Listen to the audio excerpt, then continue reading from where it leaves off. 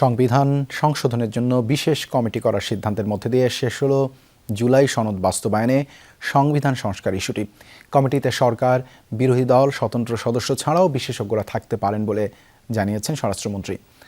আর বিরোধী দলীয় নেতার আহ্বান, সমান সংখ্যক সদস্যদের নিয়ে এই কমিটি করার। এর আগে অধিবেশনে জুলাই সনদ বাস্তবায়ন আদেশকে অন্তর্বর্তী সরকারের অন্তহীন প্রতারণার দলিল বলে মন্তব্য করেন স্বরাষ্ট্রমন্ত্রী। বলেন, অসাংবিধানিক আদেশের বলে বেআইনিভাবে কোনো কিছুই বৈধতা পেতে পারে না। তবে জুলাই সনদ বাস্তবায়ন নিয়ে সরকারের বিরুদ্ধে দ্বিচারিতার অভিযোগ করেছে বিরোধী দল।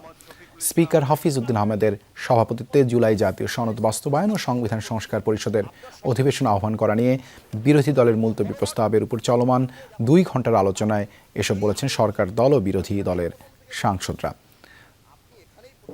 দর্শক, এই সংক্রান্ত প্রতিবেদনটি সম্পাদনা টেবিলে দেখব কিছুক্ষণ পরেই।